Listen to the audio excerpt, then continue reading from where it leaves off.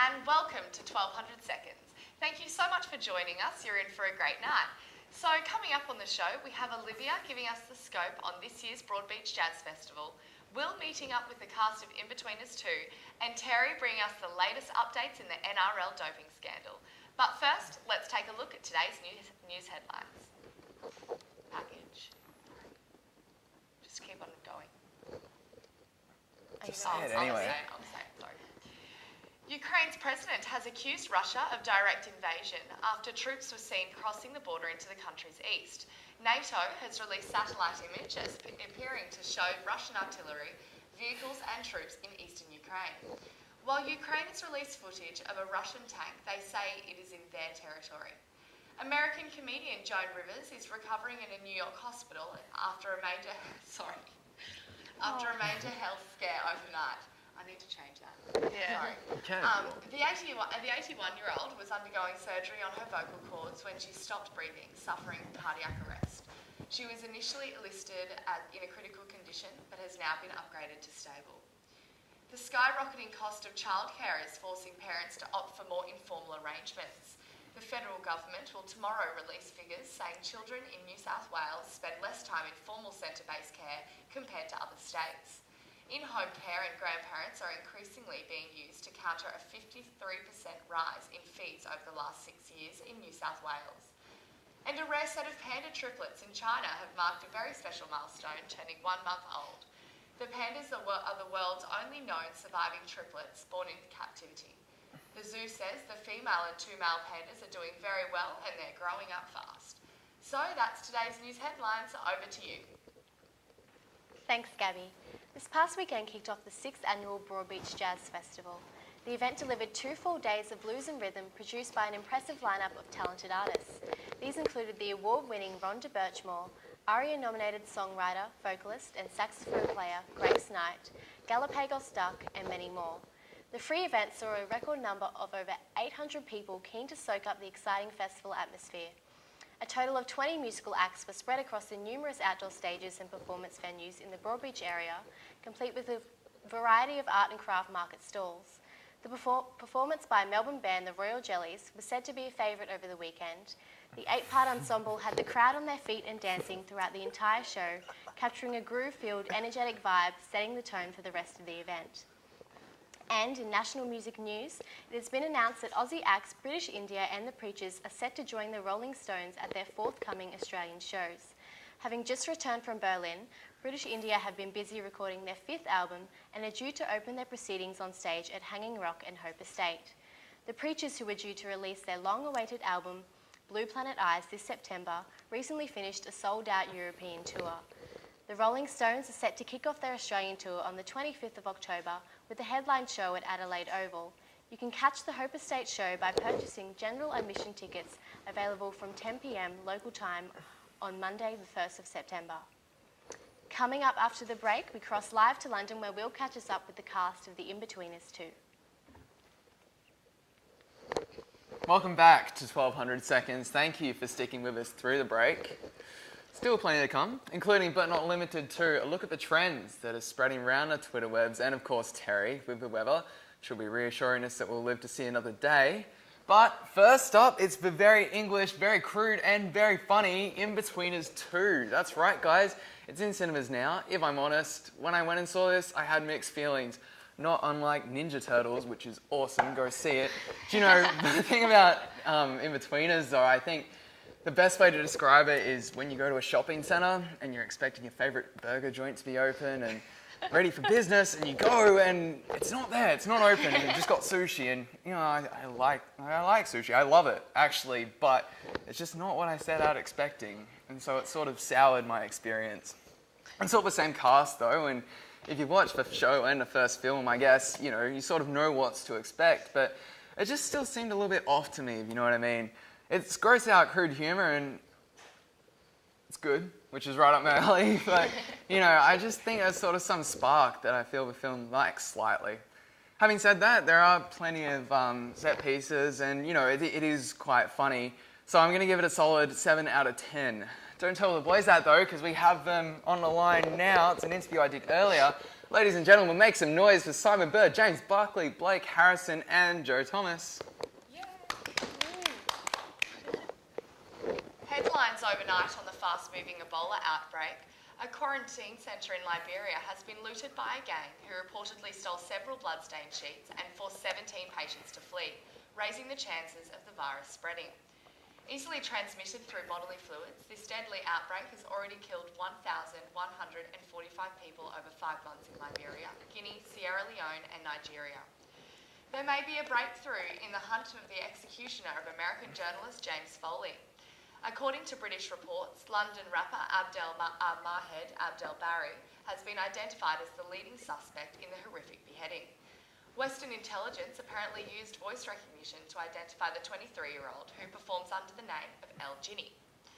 A Chinese chef was killed after the severed head of a snake bit him in the middle of preparing a dish. Peng Fan had chopped the head off the Indo-Chinese spitting cobra, a delicacy in Asia, to make a soup at his restaurant before the snake bit into his arm. The chef was rushed to hospital but died before he could be given any anti-venom. Back to Africa now, where a polar bear believed to be the last in the continent has died at a South African zoo just a few months after his longtime mate passed away. In a statement from Johannesburg Zoo, Wang had to be put down due to liver and heart failure 30 years after arriving from China. And August marks the first year anniversary since same-sex marriage was legalised in New Zealand.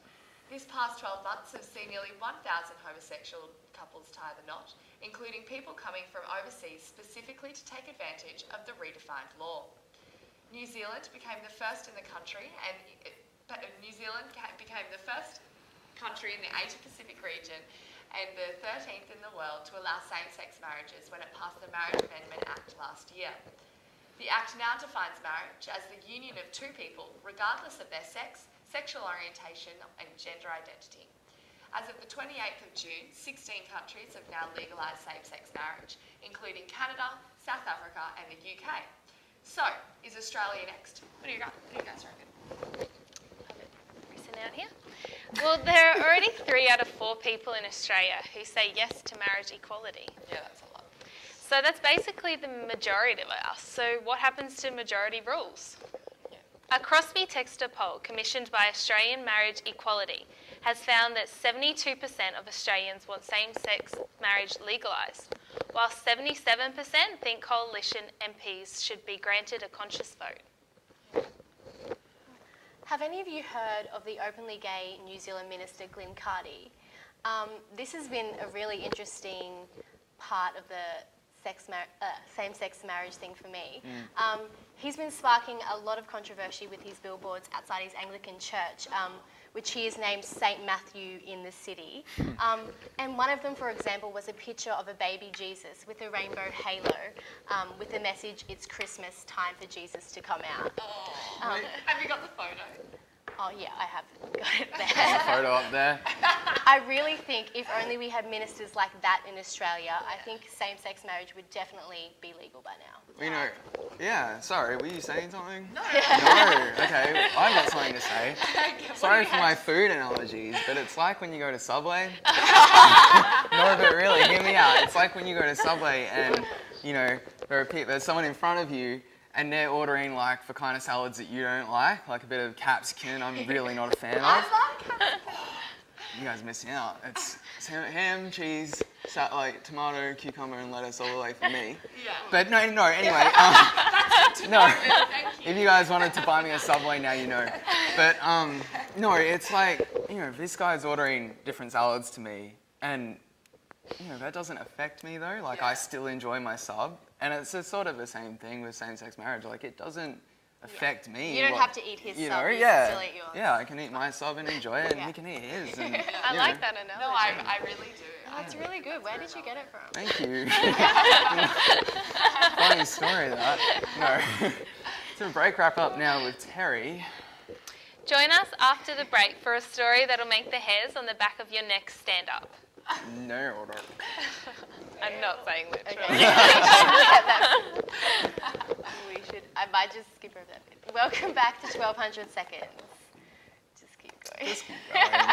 We'll pretend that didn't happen. And now we bring you a recent report by the Huffington Post of a man who has kept all of his nail clippings in a jar since 1978.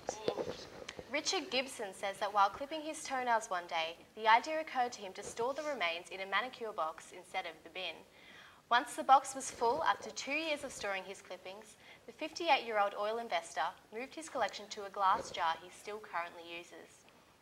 Gibson says that he has no exact idea of how many nails are in the jar, but estimates that numbers would be well into the thousands. It turns out the collector's hard work has paid off, with a picture of Gibson holding his glass of toenails due to appear in the latest reality shock edition of the Ripley's Believe It or Not book, due to be released in September. For now, the jar remains sitting proudly on a shelf in the man's Louisiana home. Gibson says that if the day comes when the jar has reached its full capacity, he will continue his collection of nail clippings in another container. This That's is really gross. the grossest story. I don't know. I've been going strong for a month now. Ew. That wouldn't actually surprise me at all. Guys, I have to Leave that admit, to your imagination. I've been a little bit of a collector myself. Not toenails though. Thank you. When I was younger, I had a rock collection that I was really proud of. I lived in a house with a gravel driveway, so it was really just like a collection of the stones, like black stones off the driveway. And oh yeah, that's you. You're in on the scripted banter, Gabby. Get in on the scripted banter. How old were you? I think I was about 8. But anyway, it ended suddenly when I came home from school one day and I noticed that my mum had put all the rocks back on her driveway. On her driveway? And her driveway. She accused me of being a thief and she grounded me for a week for stealing her rocks. That is harsh parenting, though. Yeah. I know we're not discussing parenting, but that's cool. No, you had a really bad job. I know. I'm so sorry. I needed better toys. Yeah. Rather than stealing your own stuff. Yes. Should have got us some Star Wars Lego instead. Or Ninja Turtles cups, which are good. Go see it in cinemas. But isn't there some kind of global dilemma? Yes, there is, Gabby. Can you please scroll on the photo queue? Sorry. Thank you. There sure is. Some sad news now with the recent reports that the Turkish hazelnut shortage might see a significant boost in the prices for Nutella. Frost damage to a hazelnut crop in Turkey is said to be the cause, affecting 70% of the world's supply. Big hazelnut buyers, including the biggest Nutella maker, Ferrero, are scrambling to shore up their reserves. The looming shortage has reportedly already caused a 60% spike in prices, with food bloggers already tragically predicting a rise in Nutella prices. The best advice being given to Nutella lovers is to stock up on your favourite hazelnut spread now to risk blowing your grocery shop budget later. You know what they call grocery shopping? What? Grocery shopping, like GROSS. Why? Why would they do What? Oh, sorry, I Where made did it that up. come from? I love Nutella. I had it this morning for breakfast. Cool fact, guys. Did you know But to more important news. that you could circle the whole world 1.4 times with the amount of Nutella produced in a year? Wow. Really? Yeah, that's the same amount that could also cover the Great Wall of China 8 times. I'd That's a happily, lot of Nutella. I'd happily do the cleanup work after that. Yeah, but I would, because there's absolutely no limit to the amount of stuff I could consume. I don't know. You know how normal people... I didn't know this was in the script. Can we skip it, please? But to Twitter topics now. Part of a show where we look at what's trending, what needs mending, and maybe a bit of goss. But first, no, really, because the top trend at the moment is a somber one, unfortunately. #Ferguson. This is charting the story of a man who was shot dead on Friday in the St. Louis suburb of Ferguson on the US state of Missouri. The man allegedly stole a box of cigars from a convenience store, leading to him being pursued by a policeman and allegedly being shot multiple times. The shooting has led to a citizen revolt, which in turn paved way for distressed Governor Jay Nixon to declare a state of emergency. As the situation escalates with the introduction of a street curfew, hundreds are protesting, and there are reports that policemen have been using tear gas to subdue prisoners. but more on that as it develops. On a lighter note though, what's also hitting the top of Twitter waves today is hashtag ALS Ice Bucket Challenge. Have you guys done it? I know you have. Oh, Did Olivia end up doing it? Did you end up Olivia didn't do it. Did you Will nominate nominated me, and I just chose to ignore. Right, my grandma nominated me, guys. Did you do it? No. We should insert that. I haven't done it. We should insert Well, her. guys, I don't know if you guys know, but this is a trend that is for a good cause. Not only am I doing it, but so are celebrities. So yeah, they're taking part. They're taking an ice cold splash or bucket, I should say, for charity.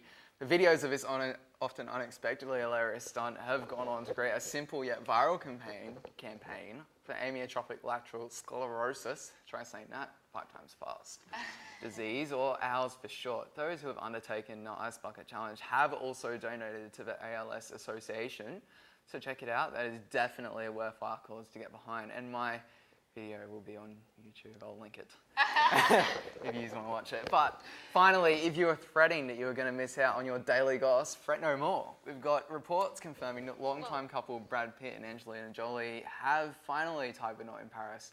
Because, you know, if you're a millionaire, it wouldn't make sense to get married anywhere else. The ceremony itself was so secret, but the event actually took place a week ago at a small chapel on the grounds of the couple's wine chateau. Sorry, guys. Like chateau. I will.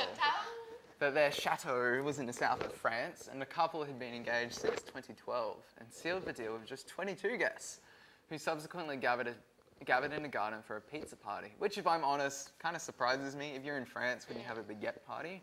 Yeah. I wouldn't mind getting married in France, actually. No, me neither. I wouldn't just mind the pizza part at the end. Yeah, I The mean, wedding. bit of pepperoni, bit of cheese. Yeah. Ninja Turtles Did eat you pizza. have Go it see married? Ninja Turtles. Did you see online that Ellen tried to go to the wedding? Ellen DeGeneres. Did she? Really? I'm not sure if she was serious or not. Really? But there was like a whole piece that she put together and presented on the Ellen Why show. wouldn't you want Ellen DeGeneres? Yeah. I know, That's right? not someone to keep out. Have Dory there. Yeah. It was Dory. But seriously, the event sounds like it was great, quiet, and Ellen free, which is exactly what the couple wanted. So apparently, so congratulations to them. So the weather today with Terry and Ninja Turtles. Ninja Turtles, by the way. Go see it, it's good. In today's forecast, it will be mostly sunny in the southeast. 13 with a top of 24 in Brisbane, 12 with a top of 20 in Toowoomba, and 16 with a top of 24 on the Gold Coast. There is a hot northwesterly air stream across South Australia and Victoria. Some relief from the scorching weather with a cold front moving through tonight. The Gold Coast could be in for a new wave of beach destruction, with big waves set to hit the shores of the Gold Coast. We will now cross live to Will down at the beach, who has been paying close attention to the forecast. Close attention. Really close. We're going to do that later. Just say it. Alright, g'day guys. Just popped out for a swim. Hope you guys don't mind. I've got my war paint on, which you can't see because of the lights, but it's okay. I'm ready to battle these seagulls and waves. Speaking of which, the waves look pretty decent. We spotted a whale earlier. It seemed to be having a great time with its and then it went into McDonald's. No, I'm sorry. That was really great to see. We're a lot of tourists. Yeah, and they were happy to catch the Gold Coast calling card in action. I did mention waves as well, and as you can see, they're looking great. Plenty of surfers and swimmers alike hoping to jump in on that. It's one of those beautiful, purely Gold Coast days, so come down and have some fun if you can brave the traffic. Do you just go straight to sport?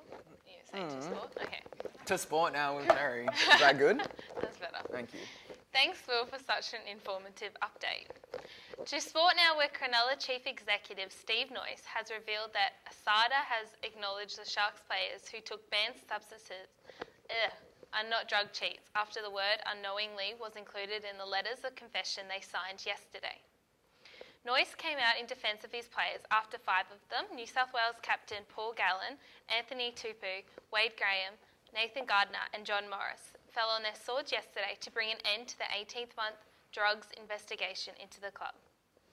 James Hird, AFL suspension is officially over, with the excelled coach walking back into work at Essendon for the first time in 12 months and declaring there's a lot of work to do. The Australian men's 4x100 freestyle relay team, which famously misfired in London, has rebounded to form with a stirring victory at the US at the Pan Pacs Championships on the Gold Coast. The team of James Magnuson, Matt Aboy, Cameron McAvoy and Thomas Smith, till I figured that out, started as underdogs. Smith, that's a hard word to say. Against the star-studded Americans, but came out on top as Pan Pacs 100-metre champion McAvoy speared them home with another impressive swim in front of the home crowd. On tomorrow night's program, we will be live in the studio with Julie Bishop to update us on the tragedy that was MH17. We will be reviewing what's new at the movies, and we will have a special guest. The famous sneezing panda and his mother will be in to see how things have come along with his hay fever. Thank you so much for watching our show and putting up with us. We are 1200 Seconds. Remember, you can find us on Facebook and Twitter. And we'll be putting out feeler hashtags for next week's chat with Daniel Radcliffe. So hashtag 1200 Seconds and add your question. We'll be asking you for the most creative and clever ones. Be sure to get involved in the social media flurry. Also, anything you've missed or might have questions about, or you just want to watch us again because we're so damn good at our job, go to www.1200secondsandcounting.com. That's all we've got time for tonight, but don't worry, we'll meet again. Thank you and good night. Shuffle up.